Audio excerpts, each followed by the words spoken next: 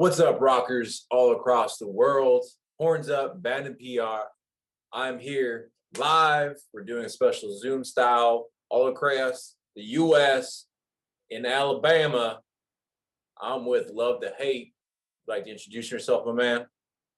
What's up, guys? I'm Leon Kraft. I'm the bassist of the band Love the Hate. Dude, it's an absolute pleasure. I'm already seeing, we were talking a little bit in the offline on all the nerdy stuff I'm seeing in the background. I was like, fuck yes. And then he was talking about all the Spider-Man stuff he has off the camera, which I got a Spider-Man tattoo. Half Stan Lee, half Spider-Man. That's awesome, dude. I think all musicians are nerds. Is just, man, you gotta embrace it, Dude, and it's like he was also showing right behind him. He has got Deadpool freaking stuff, and he got some stuff at Ross. Ross or TJ Maxx, fucking secret gems to find stuff. Ross and Burks. Burks has some cool stuff too. Yeah, I have also a Deadpool tattoo. His letter to Francis, how he's gonna kill him. Dude, if we ever play in Poland, because I'm a video game nerd as well. Like, if we ever play in Poland, this Witcher tattoo is gonna go wild. Hey, bro.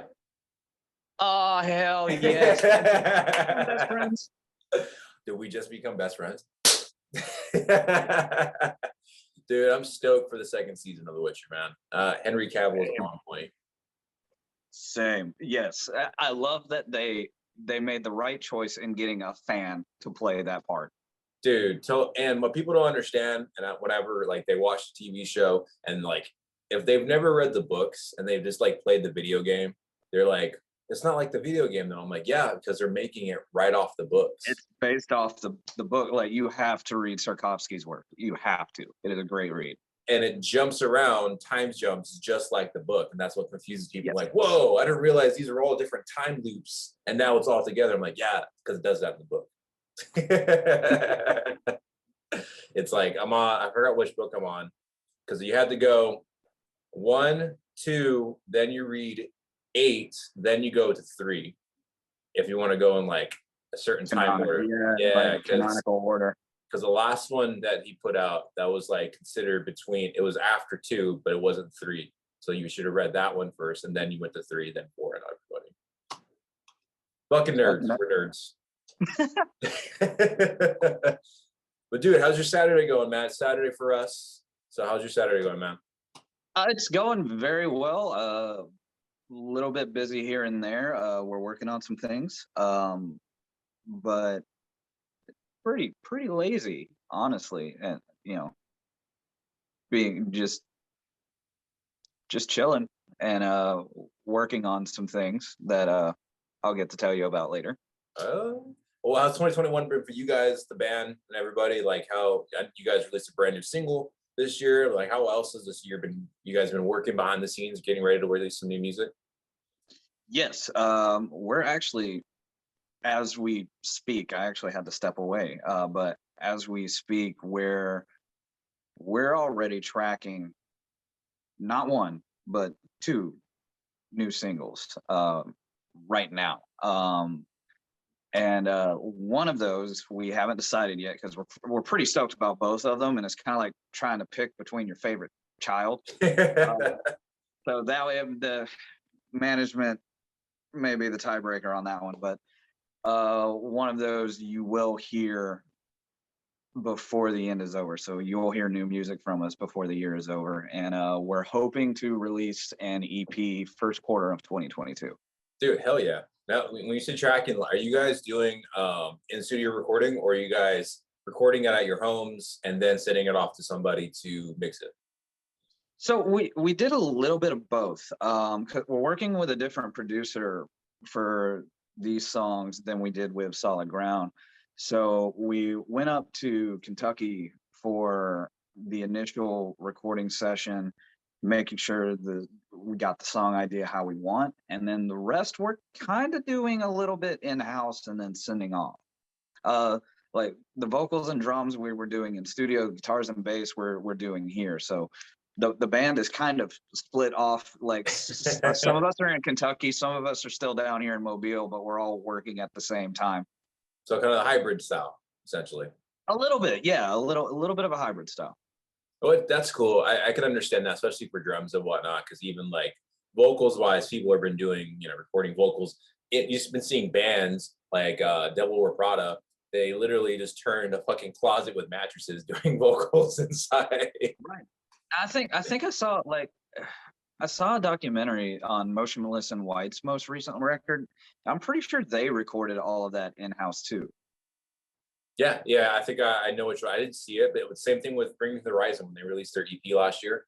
They all were doing FaceTime and Zoom calls, dude, and just recording it because that was their 2020 pivot. And the one of the things that I've seen the industry go to that I don't like is, as far as the drums are concerned, a lot of it is recorded like on electronic kits and then programmed and this and that. Yeah, We're going old school. Like, this is straight up gonna be live kit recording. There no sample replacing. This is a live kit. We're kind of bringing back the old school way of doing things with these next two songs. fuck yeah. I think that old school way is what really separates the playing of the music as well, because then you really, I mean, let's go back like what, 20 years ago? I would say about 20 years, because now we're like 10 years ago, this is when all the digital age of recording was really starting to happen. But 20 years ago, everyone was still doing analog and going like, you had to know your takes within like the first, like you had to fucking lay down on that one, or you had to do the whole thing all over again. You got to come in prepared, and you got to know the music, and you got to know your instrument. And man, one day, this may be a little wild, especially in today's day and age, and I want to record a record or a song on old school, like record on tape. Damn. Yeah. I want to do that at least once, just for the experience of it, even if that thing never gets released, just to do it once, just to say, man, I recorded on tape like back in the old days. Like, I want to be able to do that one time. It's becoming a relic thing now in ancient times, or like there's the studios that have it, and you got to save the money for it, understandably, but it's like it's starting to go down to like it's the back in the day way. Yeah. Well, so I know 2020 everyone had to fucking change, and Yep. you guys had a bunch of concert dates in 2020. Were those all shut down last year? We had a bunch of concert dates. We had a few festival dates that were all completely shut down. We did what we could. We did the live stream thing, and that kept us up and relevant. And we did some very small scale intimate acoustic performances. But as far as all of our big stuff, man, that all got canceled in 2020. But Including a big festival, Metal in the Mountains, you guys were supposed to play too.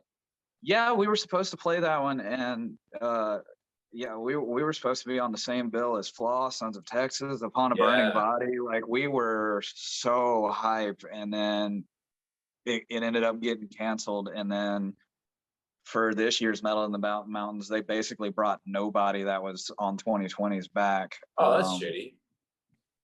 No comment. But because like Blue Ridge Rock Festival, they pretty much kept the same people, and that added even more to it. Man, the Blue Ridge Festival just looks stupid. Ridiculous. But I mean, the one positive is just like pretty much every other band that was grounded out there, we did a crap ton of writing, a lot. Like, we're only going to be releasing an EP, but we have the music to sift through of a full-length record easily. So we may do back-to-back EPs. It just kind of depends on how we're feeling, because we're still constantly writing. Yeah, constantly. One of the songs we're tracking right now was literally written just like 3 months ago, and it just kind of skyrocketed to the top of our list because we felt so strongly about it. Yeah. But we have a lot of music we're sitting on right now that we're just kind of sifting through, seeing what works and what doesn't. A lot of the times when you write if you get the idea for a new song and you're like, man, I don't know where to go with this. Oh, what about this one part from this other song we were working on? So sometimes you kind of cannibalize from what you were already working on. But we have a lot of music we're working on that we're excited to get out soon.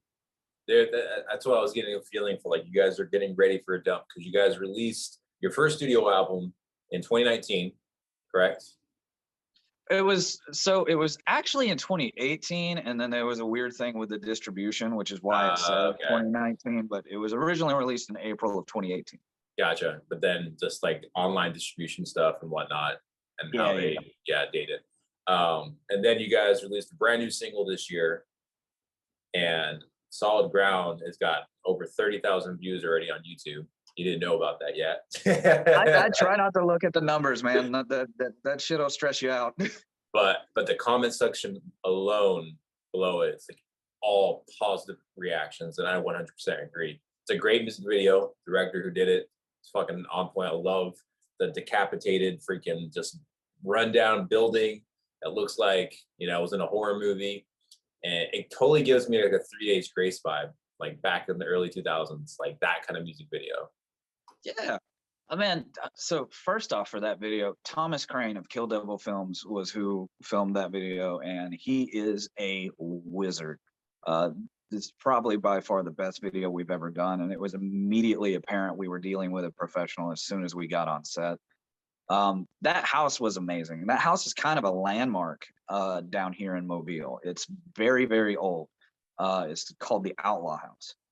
And we actually, as far as the concept and the storyline of the video, we actually didn't even know what we were going to do until like the week before shooting. We just had the location, and that location, the creepiness of it almost demands a horror thriller kind of vibe. Yeah. I was kind of thinking like American Horror Story Murder House, like the first season, like that kind of like feel and that kind of vibe. My wife will love that reference because she loves that show. But speaking of my wife, she was the female actress in that video. Fun fact, everybody. And she did amazing, and I'm contractually obligated to say that, or I won't get to leave the house. You better tell me that, everybody. I was in it. But no, for real, she did a fantastic job. But another fun fact about how long ago was it? About maybe 3 weeks ago, that house burned down. No fucking way. Yeah, that house burned down, and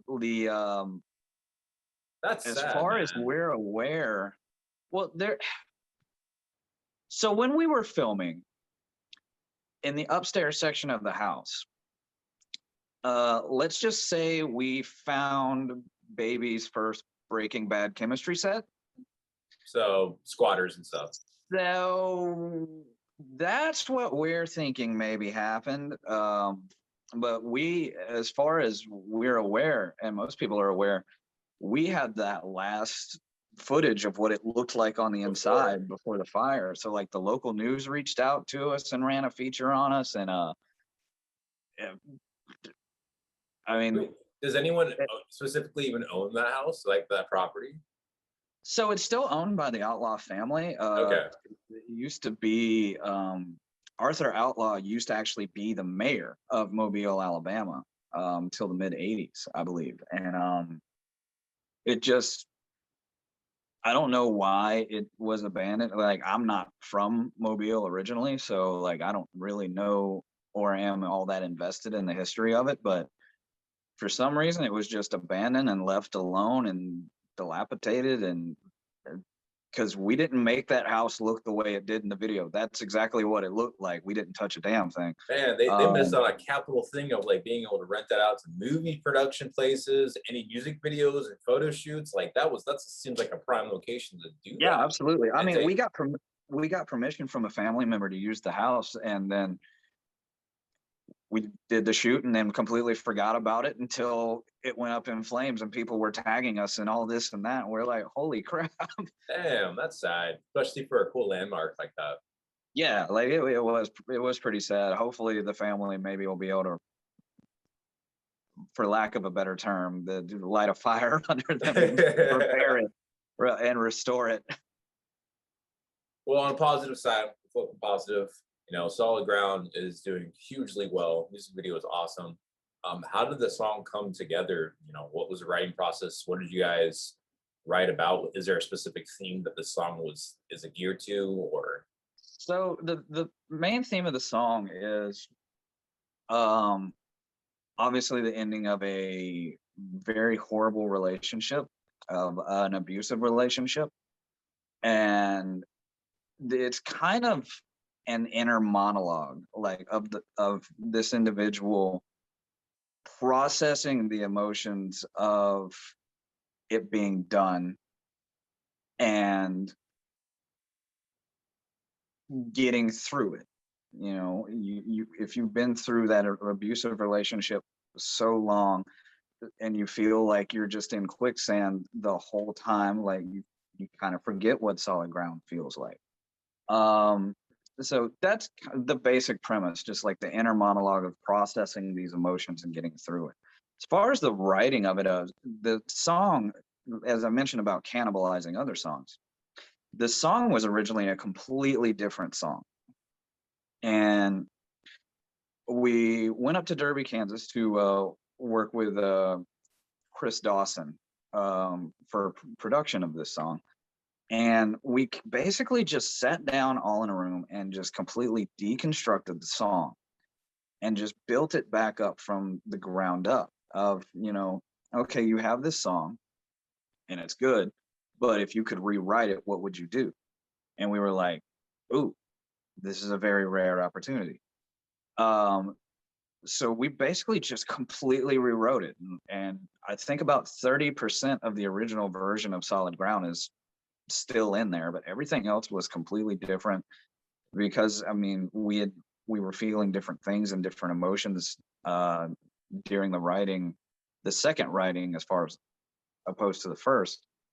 And that's kind of how Solid Ground came about because we just had different ideas and the honeymoon phase of the original version of that song had passed and we were like, well, I would like to do this different and this different and this different. So like literally the verses are the only thing that stayed from the original version and everything else was just completely new creation.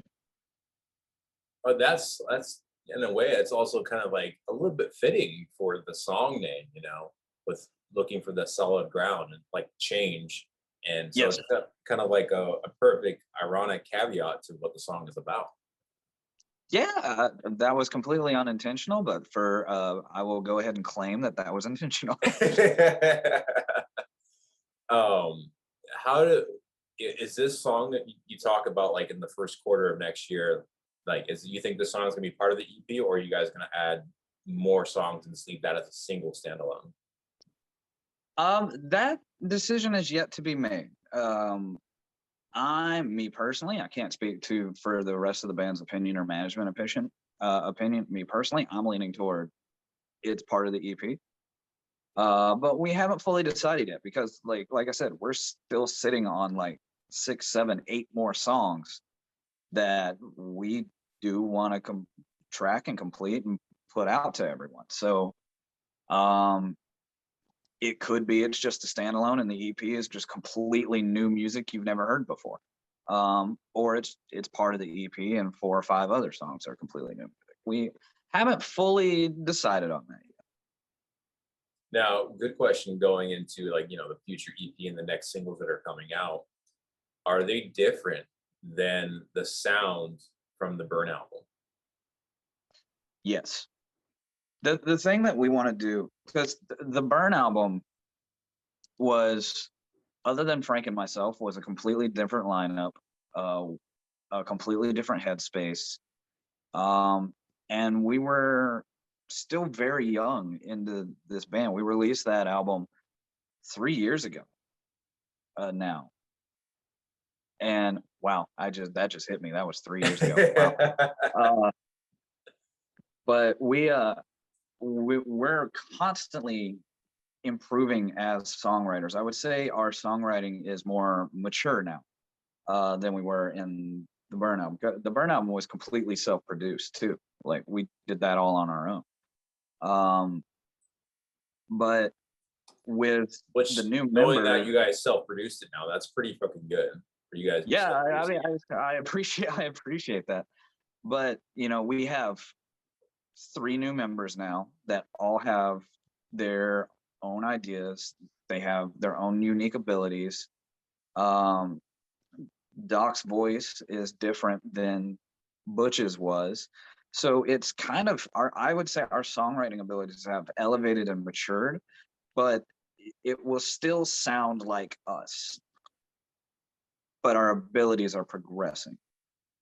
Each song sounds a little different, but it definitely still sounds like us. Because in my opinion, the two songs we're tracking right now, as I said, uniquely sound like us, but they also sound completely different from each other. That's awesome. It's still like a familiar ground, familiar sound, but still like you're changing, you're evolving, getting better as musicians and writing music. Yes. And it's cool the way I like to describe when I heard the single and hearing Doc's voice. I'm like, I totally could see it. Like, you know what? You guys can go on tour with Blackstone Cherry. Like, you guys would be such a well band, complement each other in style. And we would love that. Do you have their phone number? And but I like in a pot. Burn was good, and your guys' previous singer was good.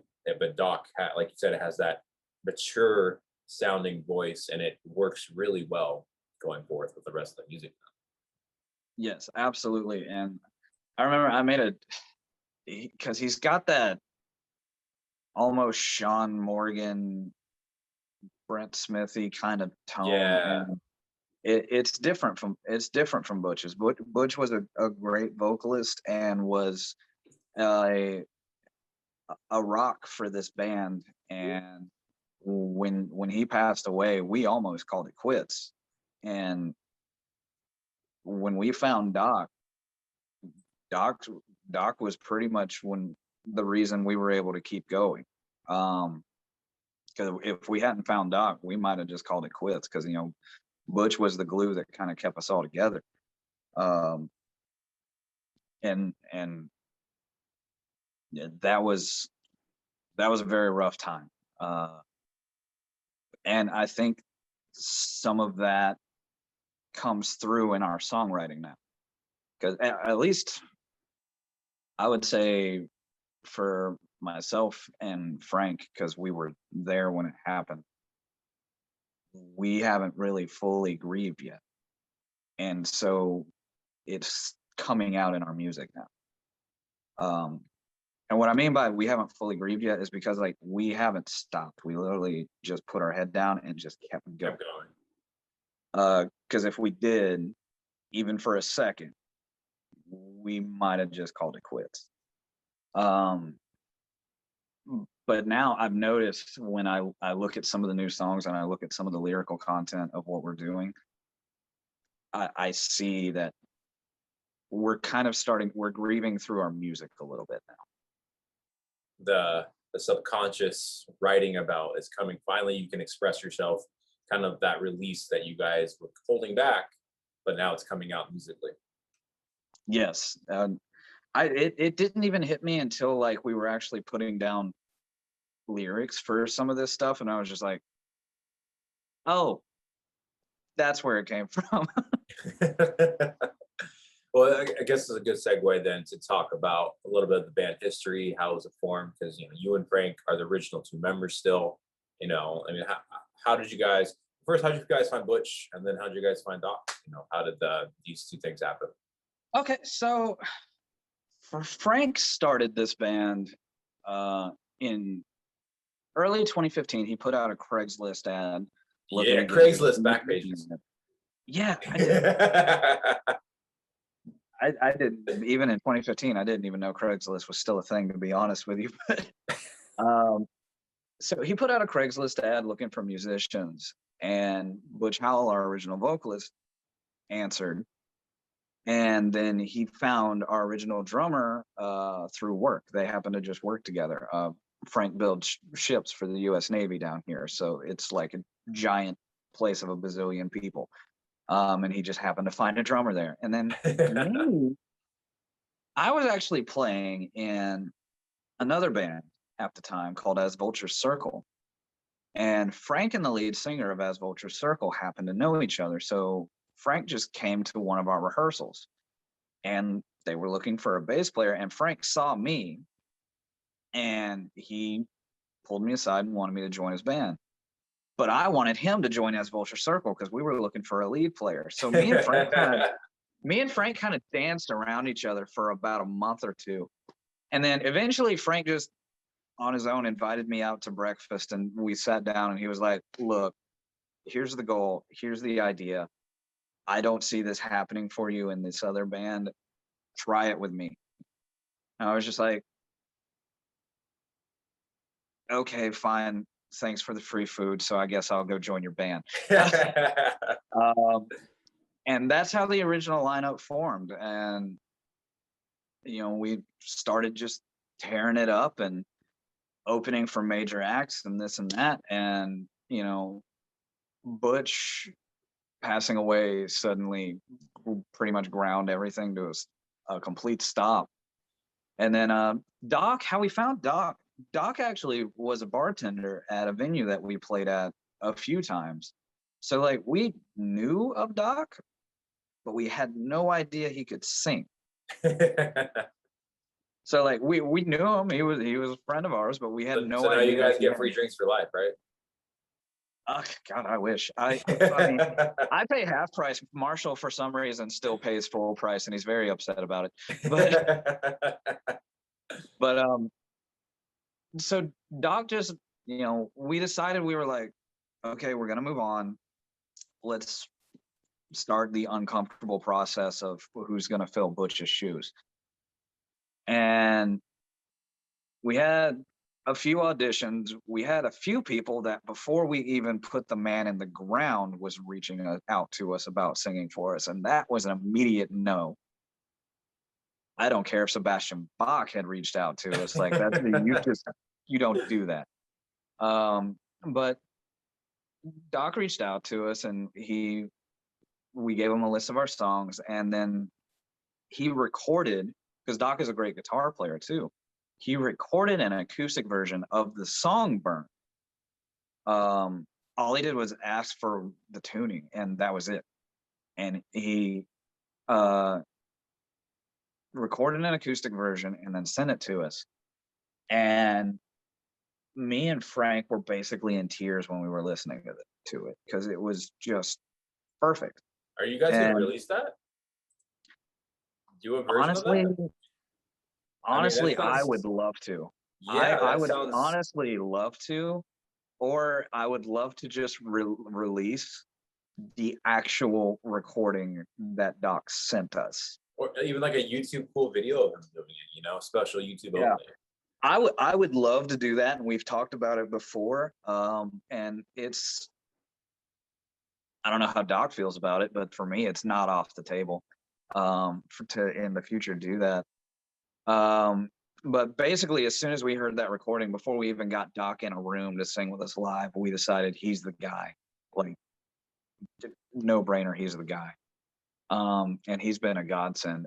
Marshall, how we found him, because we were actually a 4-piece band for a very big chunk of our career. And we had always had in the back of our head, we want to add that second guitar player, but it has to be the right guy. They have to bring something to the table. They don't, not just stand there and play guitar. Like you have to bring something to the table. And because I mean, I'm a guitar player too. So it's just like, okay, can you at least be a better guitar player than the damn bass player? And a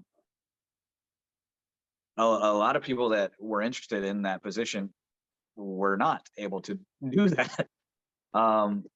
But Marshall actually used to run sound for us. And we already knew of him as a really good guitar player, but him running sound for us and us just getting to spend that time with him, we built a real big camaraderie with him. And like I said, we knew he was a great guitar player. He brings a lot to the table production wise too. So I tell him it's because we got tired of paying him as the sound guy that we offered him a job. Just to kind of bust our sound guy for free. Yeah, honestly. But that's we offered him the position and he accepted, and he's been amazing. I've never been able to write songs with somebody faster than I have been able to with Marshall. Um, and then Troy, our newest member and our current drummer, he's only been in the band about maybe 8 9 months, but so we had a little bit of a lineup shake up in the drummer position, basically right when we recorded Solid Ground, and we found Troy. Well, me and Frank had known Troy for a couple of years because he'd been in other bands and we played shows with those bands, and we knew he was a fantastic drummer. The only issue we had in the audition process is like he lives like an hour and a half away, so like we kind of went through a bunch of other auditions just to more local, Yeah. and nobody could measure up. It was just, we knew after the first song that it just wasn't going to work. So then we were like, all right, let's see if he's willing to drive for rehearsals at least. And Troy was like, yeah, absolutely. So I was just like, okay, here's the burn record. Learn these. Came in a week later and nailed every single one on the spot. And it was just like, and little that day we were like, all right, cool. You want to be in the band? And he's like, yep. And I'm like, cool, you're in the band. Now drive here every week. And he does. He does without any complaint at all. He Good. does. And Earn your keep, boy. he's more than done that. He has been so amazing. And that's one of the great things I can say about this band is literally every member of this band pulls their own weight. They all do something that contributes to this band outside of just playing their instrument. And it may be cliche to say, but to me, coming from an original member, this is probably the strongest lineup of Love the Hate there has ever been. Just from talent wise, chemistry wise, and I think we're the strongest we've ever been. So I guess you can say is you guys found your solid ground. You know what? That was a good one. I can't even hate on it. That was all right. No, it's as rough and a little bit of a roller coaster you guys had, and you guys have found your solid ground. You have your footing. You guys have the momentum. You took advantage of the time off, wrote a shitload of music, put out a great solid banger to kick off 2021, and now you guys are ready to release new music and an EP coming out in the beginning of 2022. That is the plan. That is the plan. You were definitely going to hear new music from us before the year is over, and we're very excited about the new music we're coming out with. Because again, even from Solid Ground to these, because you have to understand too, we recorded Solid Ground in October of 2020. We sat on Solid Ground for a long time because COVID was a thing and still is a thing, but we couldn't hit the road with this song if we released it in January. So we sat on it a long time. So we're almost a year removed from when we actually wrote and recorded Solid Ground. And these new songs we're working on now are even more mature, I think, than Solid Ground. They sound a little different because now we're different. The music's going to continuously evolve with us and where we're at in our lives. And I think that's kind of exciting because I like it when bands evolve, and I'm glad my band is doing that as well. Because these two singles we're working on right now, like I said, it's going to sound like us, but I don't think they sound like Solid Ground either. Which is a good thing. It's not a bad thing because you're musicians. You're making the music that you guys love. But if you're not evolving and choosing your sound, then you guys are not experimenting and you're being comfortable. So that means you guys are pushing yourselves, holding each other accountable, and learning at the same time to progress your sound. Yeah, there's one we're working on right now. It's not one of the ones we're tracking, but it's probably the one I'm most excited about, honestly, where it's kind of dipping its toe a little bit into the progressive metal side Oh of things. shit, some prog metal. I'm really excited about that one. I'm really excited about that one. I can't wait to start tracking that one. In particular, that's probably my favorite one out of all the new music we're working on. Wait, does it have a sick baseline intro? No, actually, it doesn't. Okay, I was gonna It say that's doesn't. the reason why. No. That's not the reason. Like, it just It's the just music as a yeah. whole is just like, oh man, this is really, because that one I think is the one that sounds the most different from what fans of us are used to. Like, I feel like a lot of people are going to hear that song that have been following us and fans of us and be like, where did that come from? Like what the fuck? But I like I'm excited. it. Are we allowed to have G14 classified names for the potential two singles that are going to be released? Hmm. You know what? Fuck it, I'll do it.